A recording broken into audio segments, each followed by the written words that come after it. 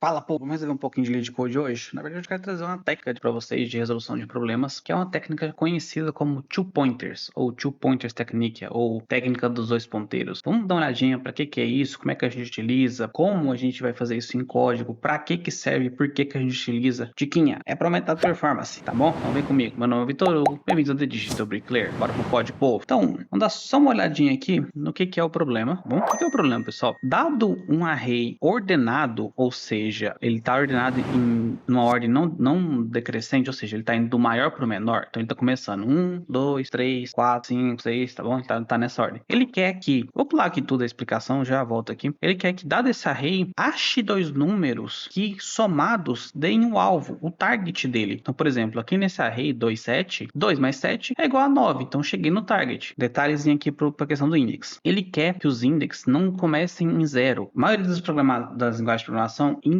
no array começa em 0. Então a posição 1 vai ser a posição 0 do vetor. A posição 2 vai ser a posição 1. Aqui ele quer que a gente retorne 0 mais 1, por assim dizer. Ele sempre vai ser a posição mais legível para pessoas, para humanos. Então, por exemplo, a primeira posição do array, a segunda posição do array. Bom, mas vamos lá. Eu não vou resolver isso aqui fazendo dois loops. Eu poderia. Por quê? Porque aqui ele está falando que é para usar tempo constante. Quando eu leio tempo constante, eu penso em problemas lineares. Bom, o que é um problema linear? Normalmente envolve somente uma estrutura de repetição, ou, desculpa, uma estrutura de repetição que, por exemplo, vai ter só um while, vai ter só um for, a gente não vai ter estruturas alinhadas, então a gente não vai ter for dentro de for, while dentro de while, tá bom? A gente vai ter uma única estrutura de repetição. Então vamos dar uma olhadinha aqui como é que funciona a técnica de dois ponteiros. Deixa eu só mudar aqui para o Scaledraw. Ó, imagina que a gente tem aqui um array, tá? Então 1, 2, 3 e 5, tá bom? Então vamos supor aqui que o nosso target, deixa eu pensar aqui, nosso target é 4. Então, queremos pegar dois números dentro desse array principal nosso e, ao somá-los, a gente vai obter 4. Como que a gente pode fazer isso? A técnica de dois ponteiros nos dita a seguinte coisa. A gente vai ter um ponteiro apontando para cá e não é um ponteiro igual ponteiros de C que apontam para a memória. São ponteiros no sentido de index do array. Bom, vou chamar esse carinha de I. A gente vai ter um outro ponteiro apontando para cá, para o último elemento do array. Eu vou chamá-lo de J, tá bom? O que a gente vai conferir aqui agora? Ó, array na posição I mais array na posição J é igual ao meu target, que é 4, ou meu alvo. 1 mais 5 é 6. Então estourou. Toda vez que a gente estourar o target, ou seja, a gente avançar num número maior do que o meu próprio target, a gente vai decrementar o J, tá bom? Então, quando a gente decrementar o J, o que vai acontecer? Esse apontamento aqui sai, esse apontamento sai também. Meu J agora aponta para 3. E a gente vai de novo. Array na posição I mais J, ou seja, 1 mais 3 é igual ao meu target? Sim, é igual ao meu target. Então eu paro, porque aí eu encontrei a resposta. Tá bom? Isso tudo é para evitar que a gente faça dois for, porque quando a gente faz dois for, a gente está falando de um problema, e aqui a gente entra num tópico de computação que eu tenho que trazer para vocês depois, que é a análise assintótica, que é a análise de algoritmo, deixando de lado um pouquinho o hardware. Por que isso? Porque, por exemplo, eu tenho duas máquinas aqui em casa. Eu tenho o meu computador da Dell. Alô, Dell, patrocina nós, tá bom? Eu tenho um MacBook. Se eu rodar o mesmo algoritmo no meu Dell e rodar o algoritmo no Mac da empresa, a gente vai ter dois tempos de execução diferentes. Por quê? Porque o hardware é diferente. O hardware do meu notebook é muito mais cavernoso do que o hardware do Mac, é muito mais forte. Então, percebam que no Mac vai executar mais, desculpa, no meu notebook vai executar mais rápido do que no Dell, bom? Só que não é isso que a gente quer comparar, a gente quer ter alguma fórmula matemática, algum tipo de comparação algorítmica que a gente descarta hardware. A gente quer saber o quão bom é o algoritmo, o quão ruim é o algoritmo dado uma entrada. É aí que vem a análise assintótica. Quando a gente tem dois for, a gente vai executar, vamos supor aqui que a nossa entrada é N, tá bom? Aqui vai começar a complicar porque a gente já começa com fórmula matemática. Aqui é um algoritmo quadrático. Então, quando deu entrada N, a gente tem dois fors alinhados, um for dentro do outro, a gente vai executar N vezes N. Então, percebam que se meu N é 10, eu vou executar 10 vezes 10, que vai dar 100. Então, eu vou executar 100 vezes. No algoritmo linear, a gente vai executar somente 10 vezes. Então, aqui é mais rápido do que aqui. Está desconsiderando o hardware aqui nessa explicação. Então, quando a técnica do two pointers, ela vem para isso. Ela vai nos permitir procurar isso aqui, procurar essa soma soma desses números sem ter que percorrer o for dentro de um for alinhado, ou seja, for, tá bom? Então é para isso que a gente utiliza. Então vamos bora ver isso aqui no código que aí vai ficar um pouquinho mais fácil a explicação. Vamos resolver esse probleminha aqui com o two pointers, a técnica de dois ponteiros ou two point, fala em inglês, que nossa, somos chiques. Bom, pessoal, o problema aqui é bem de boa, é tipo assim, dado um array que está ordenado numa ordem não decrescente, ou seja, 1, 2, 3, então os números estão crescendo, está ordenado esse array, ele quer que você ache a posição de dois números que dá o alvo dele, o número que ele quer. Então, por exemplo, dado 2, 7, 11, 15, qual que é a posição que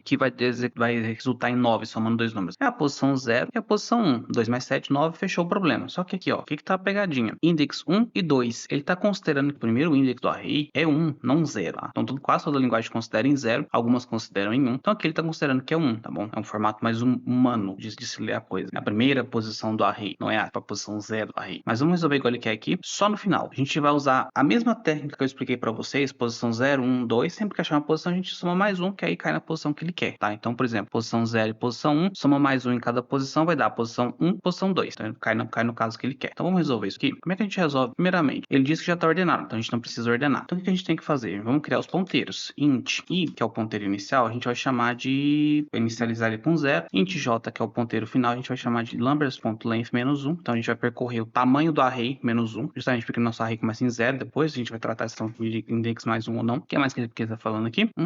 Tá. Seguinte, while, enquanto i for menor do que j, ou seja, a gente não encontrou os dois ponteiros ainda, eles estão percorrendo a lista, mas não se encontraram. Seguinte, if numbers na posição i mais numbers na posição j ser igual ao target que ele passou. Se for igual ao target, a gente vai retornar new int, a gente vai retornar aqui i mais 1, j mais 1, justamente pelo fato de que ele está considerando que a primeira posição do array é 1, e para a gente que a gente está considerando que é 0, que a gente programa em linguagens decentes. Brincadeirinha, povo, toda a linguagem é uma ferramenta para executar um trabalho, tá bom? Antes vocês começam a me dar rage de novo. Só um negocinho aqui antes, vamos só salvar isso aqui numa variável, int corrente sum traduzindo para um português é a soma atual, tá? Então eu vou usar essa variável aqui, por quê? Porque eu não quero repetir esse cálculo aqui toda vez. Tem mais algumas condições que eu preciso olhar aqui. Se corrente sum for menor do que meu target, significa que eu preciso incrementar o i. Por quê? Como o array tá ordenado de forma crescente, então eu tô aqui, ó. Vamos pegar aqui 1, 2 e 3, certo? Eu quero somar 5. 1 mais 3 é 4. Então eu vou incrementar meu i para fazer isso aqui depois, ó. 2 mais 3 é 5. Então se a soma for menor do que o valor que eu quero, eu incremento o i, que tá ordenado. Caso contrário, o que eu vou fazer? Eu vou decrementar o j, porque eu estourei o valor. Então, como o array tá ordenado, se eu, por exemplo, quero somar 1, 2 e vamos colocar aqui 5. Opa. Vamos supor que eu quero somar 3. Então, eu tô aqui na primeira execução. 1 mais 5 deu 6. Passou o valor que eu quero. Então, aqui eu vou decrementar o j para bater em 2, tá bom? Então, toda vez que estourar o valor, eu ando para trás, igual a gente escala anteriormente. Fazer igual caranguejo. Beleza. Caso, ó, só vou retornar uma condiçãozinha aqui, porque Java precisa. Caso a gente não encontre o valor aqui dentro, tá? A gente vai retornar isso aqui. New int de menos 1, menos 1. Por que menos 1, Victor? Porque a sintaxe de Java, quando não se encontra um valor, ele retorna menos 1, se for um index of, por exemplo, ou null. Então, eu vou retornar menos 1. O problema nos dita que sempre tem uma solução. Só que pro Java, a gente precisa retornar alguma coisa no método aqui. Que ou a gente retorna nas condições, ou a gente retorna no final do método. Tem que retornar algo, eu sou obrigado a retornar. Então, caso eu não ache, eu vou retornar menos 1, menos 1. Vamos testar nossas soluções aqui. Eu tinha feito uns probleminhas anteriores e estava testando algumas coisas aqui. Só ver se os mesmos casos. 2, 7, 11, 15, target 9, 2, 3, 4, target 6, tá errado. Target 6 e aqui é menos 1 e 0. Opa, peraí, pô, o teclado parando de novo. 0, qual que é o target que ele quer? É menos 1. Então, bora testar isso aqui. Então, vou testar os 3 exemplos de uma vez para não dar um pouquinho mais de pressa. Vamos ver. Primeiro, resultado foi 1 e 2. Segundo, 1 e 3. Terceiro, 1 e 2, tá bom? Passou todos os casos de teste. Então, vamos tentar submeter ele. Vamos só copiar aqui, pegar ele aqui, trocar a linguagem, que já tá até certa a linguagem. Bom, vamos fazer um submit aqui, esperar ele executar, jogando e passou. Sua solução bate 87,50 dos usuários em Java em questão de tempo de execução. Questão de memória, ela bate 6,50%, ou seja, eu tô usando muita memória, tá bom? Em relação aos usuários de Java, tá? Não vai comparar a abobrinha com o chuchu, tá? Não vai comparar Java com C, porque C vai dar um espanco violento no Java, bom? Java carrega muita coisa em memória para ser executado. Então, vamos focar aqui no runtime por enquanto, que foi um número maior e eu gostei mais. E é isso, tá? Então, vamos só finalizar aqui, pessoal. Então, a gente viu a técnica de dois ponteiros, ou two pointers technique aqui. Em vez de fazer dois for para fazer a solução, a gente faz um único for num array ordenado, percorrendo o início e o final do array. E a gente tenta encontrar esses ponteiros até que a gente encontre a solução. Caso a gente não encontre a solução, a gente retorna menos 1, menos 1. Por que essa solução é mais otimizada do que percorrer dois for? Justamente pelaquela questão que eu expliquei para vocês. Quando a gente tem um for dentro de um for, vamos supor que aqui o primeiro for é 10 vezes. 10 vai executar 10 vezes. O for de dentro também vai executar 10 vezes. 10 vezes 10, 100. Então percebam que a gente executou 100 vezes. Quando a gente usa um único for, a gente vai percorrer isso 10 vezes só. Então a gente está perdendo não, gastando menos tempo para executar a solução. Então isso é uma técnica de solução de problemas em programação, que a gente pode usar, usem e abusem quando vocês têm lista ordenada, tá bom? Então é isso, pessoal. Só queria dar uma explicaçãozinha para otimização algoritmo. Eu voltei a testar, a treinar isso, porque entrevistas lá fora cobram, então tô treinando de novo. E no mais é isso, pessoal. Espero que vocês tenham aprendido alguma coisa. Pratiquem LeetCode, lembrando que LeetCode vai treinar a lógica de vocês, a solução, tá? Não deixem de programar sisteminhas práticos, exemplos. Pegue alguma coisa que vocês possam otimizar ou programar para fazer, porque LeetCode ele treina a lógica. Programar soluções para o mundo real aproxima bem mais do que aproxima mais vocês de coisas que vão ser cobradas no trabalho, principalmente no Brasil, tá bom? Então é isso, pessoal. No vídeo de hoje era isso. Meu nome é Vitor Hugo, bem-vindo ao Digital Bricklayer. Até mais, povo. Bons estudos.